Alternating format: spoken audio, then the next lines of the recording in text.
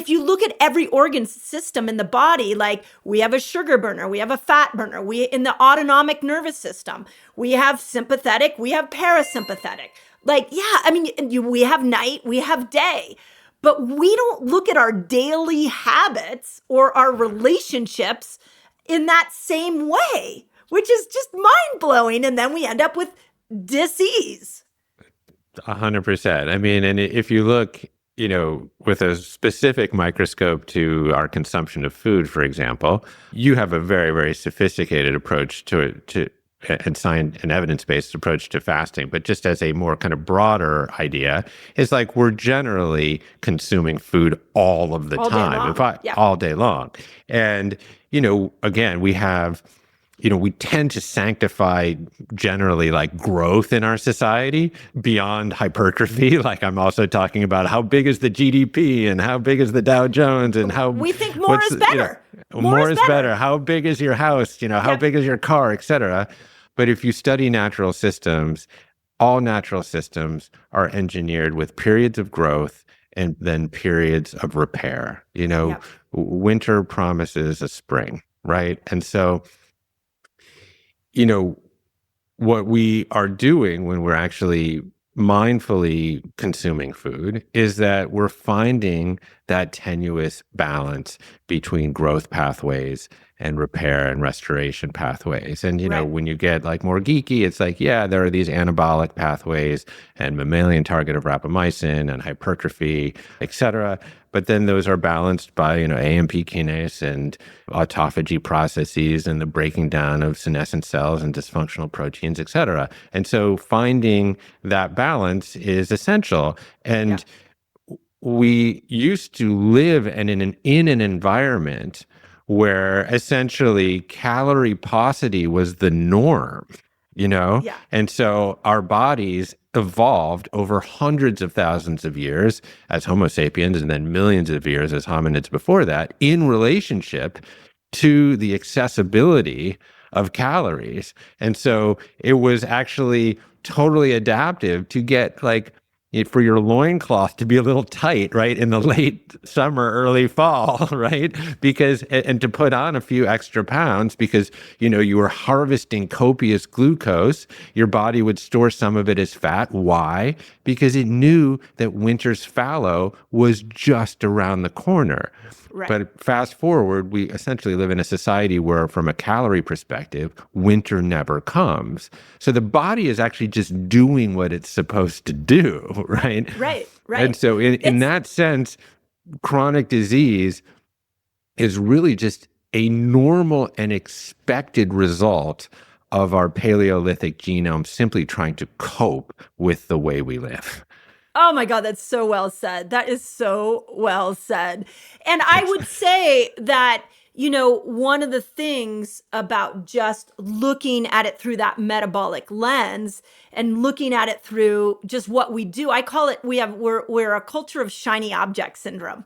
We're like, I'm going to go do that. Oh, that looks really fun. And then we do it. And then we're like, wait a second, I'm going to do that. And the shiny object syndrome is going from comfort to comfort to comfort to comfort. Yes.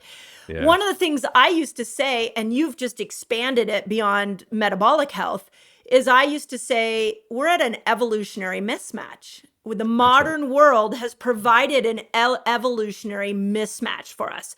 And it's done it with our metabolic system, our hormonal system, our microbial system, our nervous system. Like all of it has completely maxed out. And now we have a culture of completely dysregulated humans that don't have the skill set to bring themselves back into homeostasis.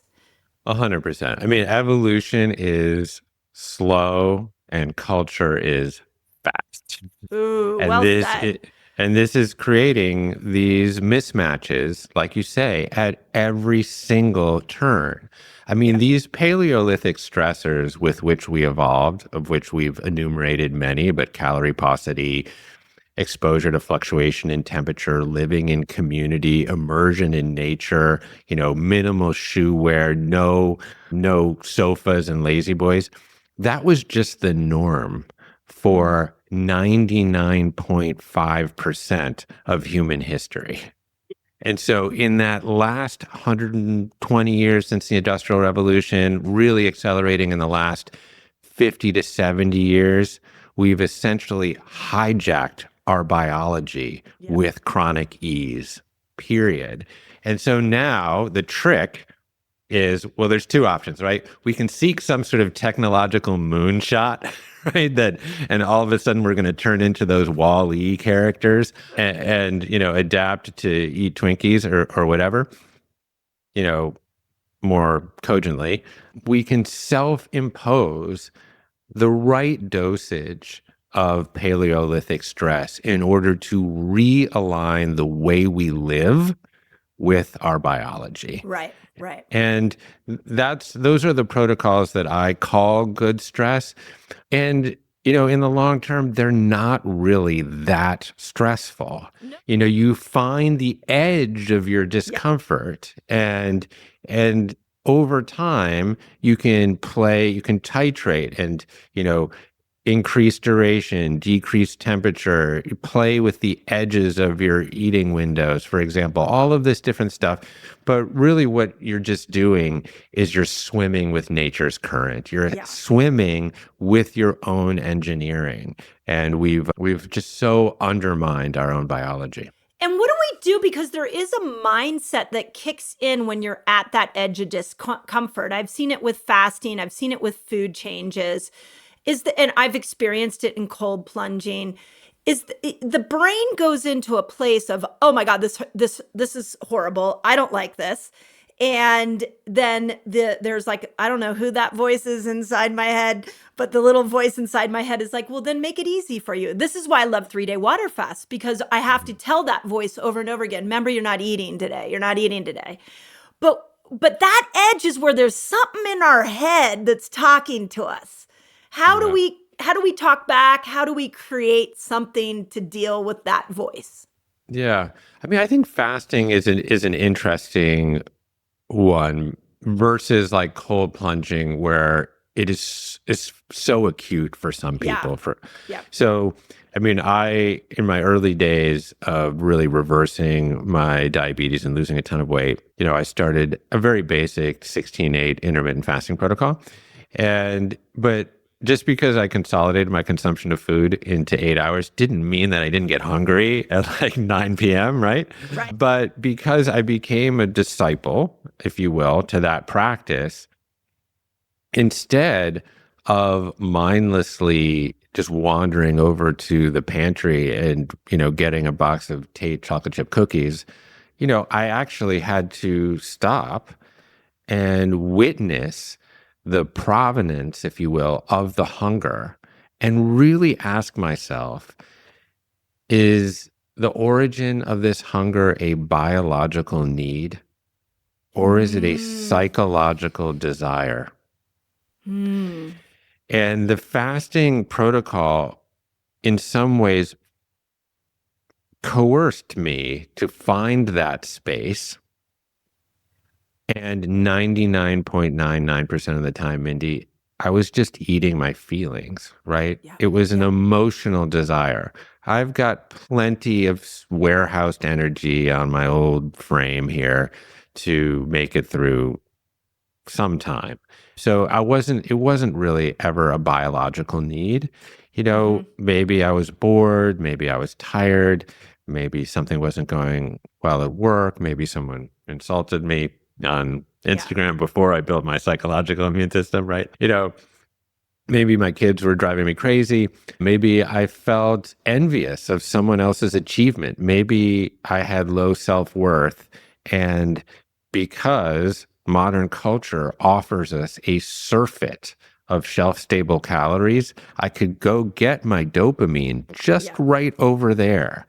And so the fasting protocol really helped me untangle that. And this is why I say that the most potent impact of fasting for me wasn't physiological. It was actually psychological, because I found that space between stimulus and response. And that space spilled over into other areas of my life.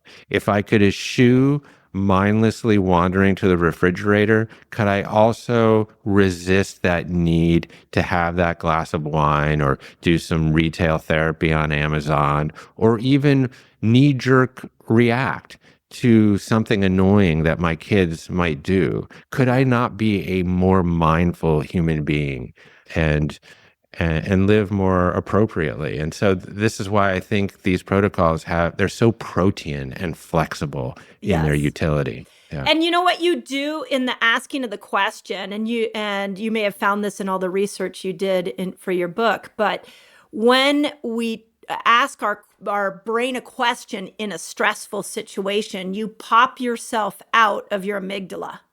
So the amygdala and the prefrontal cortex, you can't really be in both of them at the same time. You're usually running your brain from one or the other. So the amygdala is scanning for if it needs to fight or flight or tend or befriend. It's like scanning for a threat. Whereas the prefrontal cortex is scanning for some kind of solution or some kind of meaning for this. So the minute you start to say, what is it that I want right now? Do I want to feel better or does my body need food? You've popped yourself out of your amygdala and you've gone right into your prefrontal cortex. And now you're building new neurons that are going to create these new neuronal pathways. Hmm. Yeah. So good. Right on. Yeah. It's brilliant. Yeah. I mean, the stress response, it's important to remember, is actually adaptive, you know, but where we've gone off kilter in modern society is that it becomes chronic. So, and when you are chronically stressed, chronically having that response, that's when you see all these negative downstream Right. psychological and physiological impacts. Like I go hiking up here in the Santa Monica Mountains all the time. You know, from time to time, I'll run into a rattlesnake on the path or something. And what happens? I have a adaptive bottom up stress response. My heart rate and my respiratory rate start to increase. My liver secretes just the right amount of glucose and sends it to my extremities to fight or flee. And, my pupils might dilate. The aperture of my attention comes very, very tight. I become self-obsessed and I distrust the world for good reason because I'm trying to satisfy my biological imperative to survive. Yes. And then, of course, what happens? The snake takes a look at me, is like, Jeff will not be on the specials menu today. He slithers off, into the high grasses. And what happens? My body bounces back. It comes Right. back to center. It comes back to homeostasis. My heart rate and respiratory rate decrease. The aperture of my attention opens back up. I become more creative. I trust the world again. Yeah. I'm happy, Jeff. I think where we run into problems in modern society is that for so many people, the rattlesnake just never leaves Never the goes path, away. Yeah. never Yeah. goes away. And we So well lack those said. emotional regulatory techniques to bring us back to center, Yeah. to leverage the part of your brain that you leveraged when you turned left. Yeah. Yeah. Yeah, it's really true. And I people can go listen to the whole video on YouTube because I used the analogy that when we're dealing, much like what we're talking with today, that so many people, when it comes to food, they go right. They go the easy way. Just give me the ease. And what I learned in the going left, based off the skill set that had hit my brain from the fasting the week before, is that sometimes you can look around and you could say, I want to go left, even though like there's difficulty there, but I want to go into it so that, like you said, I can get on the other side of this as quickly as possible. So that, and maybe in that, I will learn something. And it became like a whole thing in my community, which was, but I think we always, I mean, my husband was like, go right. Nobody's going that way. Well, maybe he's just a nonconformist, so that's okay Well, too. But he and I have had a lot of conversations about it because I was like, no, I need to go into the hard because that's going to move me away from the fire. yeah, And that was, I mean, there's so much metaphor in that. yeah. Well, I think that we as a society and as individuals really need to reframe the ease that we're truly, truly looking for in Yeah. life. I mean, that portrait of Jeff on the couch binging Larry David and eating Chubby Hubby, yes, that is a form of ease, but it's not really the ease that we're looking for. I often think of the ease that we really want, doesn't taste like that ethylene gassed tomato that we buy at Vaughn's or wherever. It actually tastes like that juicy, sweet, bursting tomato that we grew in our own backyard. And we did so with a degree of inconvenience. We had to, you know, cultivate the soil. We had to plant the seed. We had to get enough water and enough sun on it. We had to prune the leaves. And through that discomfort, that a bit of inconvenience, we get this wonderful, fecund, efflorescent fruit that we get to truly So enjoy. well said. It's so And, well we, said. we know this feeling as a product of creative immersion sometimes, or as a part of like deep collective enterprise when we're engaged with a group doing something that we really truly love. Or sometimes we get it in sports. It's called, flow state, where we get a Right. glimpse of it. But linear time tends to dissipate and we have total awareness of our body and space and time. In fact, we kind of feel without location, and we sort of transcend the sort of vicissitudes of our quotidian dull care. We know that ease that we're truly looking for, and it almost never comes for free. Yeah. It's like the piano player spends 10,000 hours learning his or her scales such that when she steps on the stage, she can forget it all and just tap into the spiritual well, because that technical well through all that hard work is already there. Yeah, And I it's try to beautiful. think about that in my life with like many things that I do, is Yep. that there's so much beauty in confronting the struggle and the obstacle. In fact, Yep. that is how nature progresses. Nature Yes. progresses through mistakes, Yep. right? Nature, sometimes I think nature is a perfect architect, but an imperfect carpenter, right? So, Yep. you know, And it physiologically, needs a new PR agency too, it does, perhaps. for sure. No, but it is through, we think about mutations, or sometimes we call them single nucleotide polymorphisms, as like, oh yeah, well, they can predispose us to disease. And yeah, sure. Okay. True. But it is through these mutations that are every once in a while adaptive that Mhm. actually pushes our species forward, because nature selects for the best of us. Yeah. And then produces another iterative version of a better Mindy and a Yeah. better Jeff. And we are just these links in this continuous chain of captured sunlight, just here and now. We're like the sum total of all of nature's intelligence experiencing itself as Mindy and as Jeff.